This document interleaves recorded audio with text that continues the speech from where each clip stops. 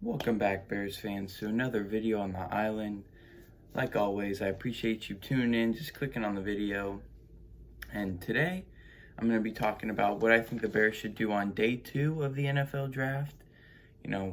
We just got what I hope to be and honestly believe to be our franchise quarterback of the future. It's an amazing thing. And I mean, honestly, guys, I was laying in my bed all night thinking, oh my God, we finally got a quarterback that I can't say trust yet because we haven't seen him play, but have hope and be excited for and imagine what could be. I mean, 4.41 speed. I've seen him throw a 65-yard cannon down the field for a touchdown. Watching his highlights, this boy is throwing deep balls often and pressuring the defense, which is something that we have struggled with for at least the past 5 years. Maybe after Jay Cutler left, I think that's when our deep ball passing game really just took a huge hit, because at least Cutler was aggressive.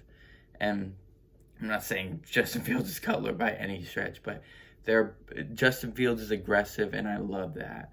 So with that said, as much as Bears fans should be and want to be ecstatic with this Justin Fields pick, this team does have other holes that it needs to fill on this team. So with that, that's what we'll be talking about today. And to jump right into it, with our second round pick, we're picking 53rd overall, I believe. It's either 52nd or 53rd.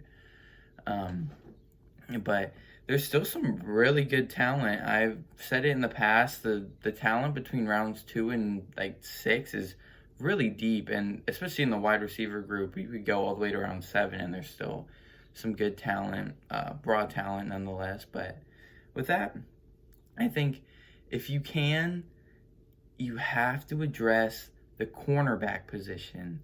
And I know we need offensive tackles, which that's completely true, but I think you can wait till the 3rd round to get a good tackle, and I'll talk about the 3rd round in just a second. But the prospect that really has my eye in the 2nd round is Asante Samuel Jr. I mean, didn't run a blazing 40, had 4.5 40, not really big. He's 5'11", 185, 190, but man, this boy flashes on tape. His highlight reel is, I love his play style. I mean, he's not very big, but he'll get in your face, he'll press you, he can play off ball, he can break on the ball, really good at, identifying routes, or at least not getting played by the same route twice. I saw a specific play where they ran a quick out, they tried to run the same play on him in 3rd down.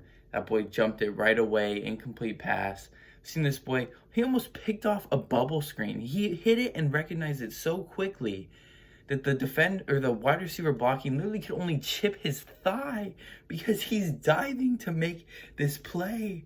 And what I see, I would love to have him in the 2nd round. And especially after that first tier of corners, once you get past the 2nd tier, which is already is significantly below the first one, you get into that 3rd tier, and it's harder to find that corner that could play across Jalen Johnson. But I think Asante Samuel Jr., if he's not a slot corner, which he definitely could be, he could play outside, and there's something to be said about the NFL players whose dads played in the NFL.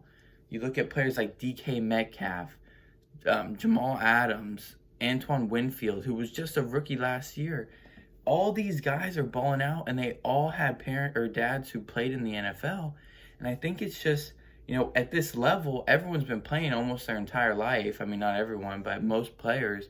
And, if the difference between we've been playing the same amount, we both went to big schools, we both had good college careers, but you have that extra knowledge and that muscle memory from that NFL player that has been teaching you your whole life, it's hard to beat. And there's Kelvin Joseph, there's Afitu Melifonwu, who I think are 2 other good corners. Kelvin Joseph, I watched his film versus Alabama, played a really good game. I only saw one ball caught him by Devontae Smith, and he picked off a play which he was covering Devontae Smith. I mean, Mac Jones threw a bad ball, but regardless, they did not throw to Kelvin Joseph's side very often during that entire game, which is something you like to see. They didn't want to attack him, and when they did attack him, he made him pay. Ifeatu Melifonwu I'm a little less familiar with, but shows really good size, good speed, good length, and he's a good prospect for his trades. Now, if you don't go corner, I think you can definitely go tackle. If Tevin Jenkins fell to us at 2 in our second round, whew, we'd be hard fast not to pass on him, because mean run blocker, could have definitely been a first round pick. If I'm being honest, I don't think he'll be there at 52. But nice backup, Liam Eichenberg. Liam Eichenberg came out of Notre Dame. He's a big tackle. I think he's like 6'7", 6'6", 320, 315, but showed good run blocking ability and strength against Alabama. Pass blocking, he's pretty effective. Shows, I mean, a little bit of a slow get off in pass blocking sets, but shows good hand placement, good strength. So I think he could definitely be another option. You could go wide receiver. There's Terrence Marshall, Rondale Moore, Elijah Moore. I think Elijah Moore would probably be the best option. Will he be there? I don't think so. But Rondale Moore or Terrence Marshall, I think, would be two great options. I'd rather have Elijah Moore, or not Elijah Moore, Rondale Moore, just because you just saw him flash so much. And I think since Mooney can kind of play outside as well, I think you can kind of put him in slot, and maybe they could. I mean, Rondale Moore is not going to be an outside receiver, but you still have Javon Wims and Riley Ridley, who you should be able to plug in to an outside spot if you can't find someone later in the draft. But I think those are the three positions you address in rounds 2 and 3: tackle, corner, or wide receiver. And I think those are some good candidates. Moving to our third round, tackle position wise, this is where I think if you go Asante Samuel, you could definitely find a tackle in the third named Spencer Brown. He's out of Northern Iowa.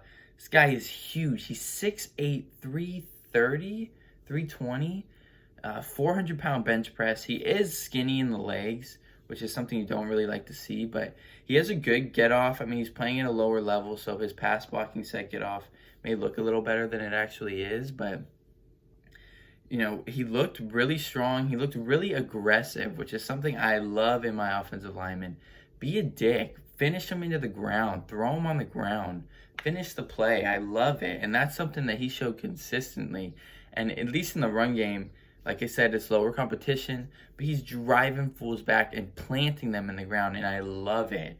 So I think he's a great option. You know, he's definitely still a little bit of a project, but good potential pick. If you're going to go corner, I think Benjamin St-Juste in the third round would be a really good pick. And we have to remember, we gave up our 5th round pick and we don't have a 4th.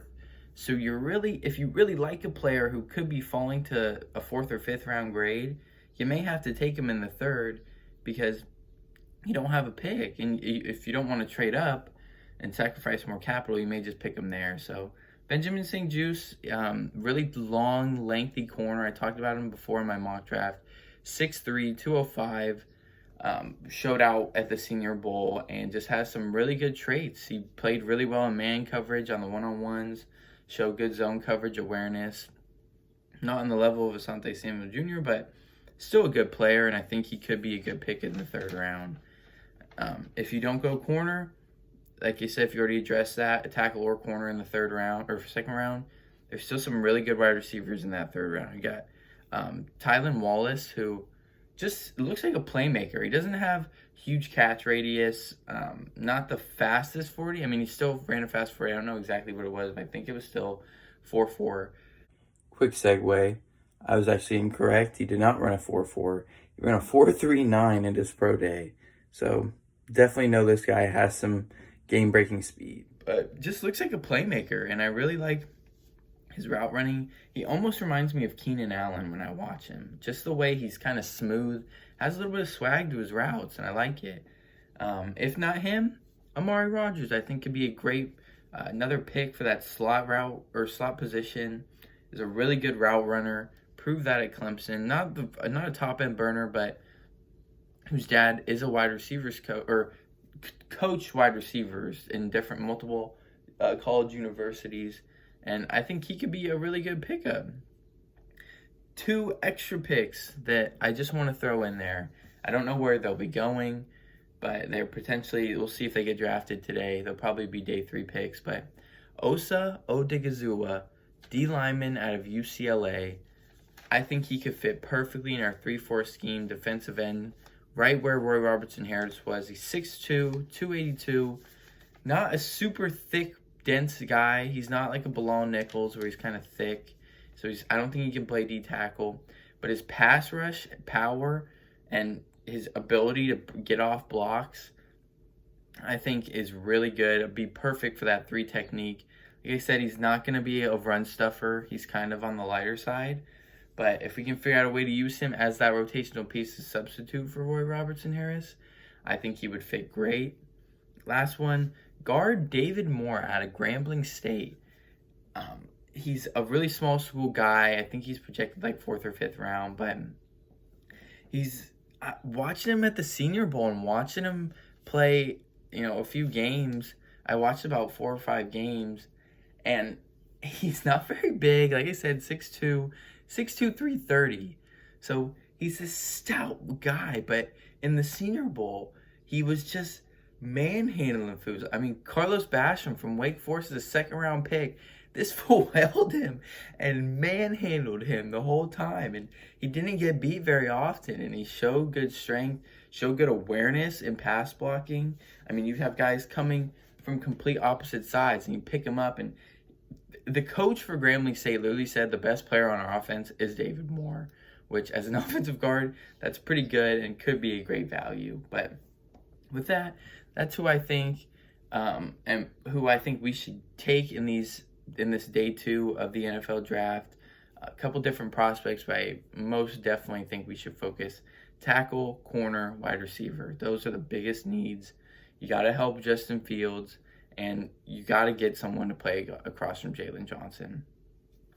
With that said, I appreciate you guys tuning in as always. Definitely feeling good to be a Bears fan right now. Feel good about that Justin Fields pick, and just kind of let your imagination run wild. It's been so long since, like I said, we've had a quarterback with hope, and just thinking all those times we said, if we had a fucking quarterback, we could be Super Bowl contenders. We're a little late. Our defense is going to have to be rebuilt again. Not completely rebuilt, but you're going to have to substitute some pieces. I mean, Fuller's gone. Trevathan's going to be probably gone here pretty soon. Is Deshaun Gibson going to be able to fill that Adrian Amos role? Robert Quinn, there's still questions, but with that, definitely be excited to be a Bears fan. And now that we got our quarterback, it's just all about trying to fill in the pieces around him. So y'all enjoy the rest of the day 2 draft. I'll be back with another video tomorrow with day 3 picks and reaction to Justin Fields as well as these day 2 picks. But yeah, thank you again for all tuning in, and I'll talk to y'all soon. Deuces and bear down, baby.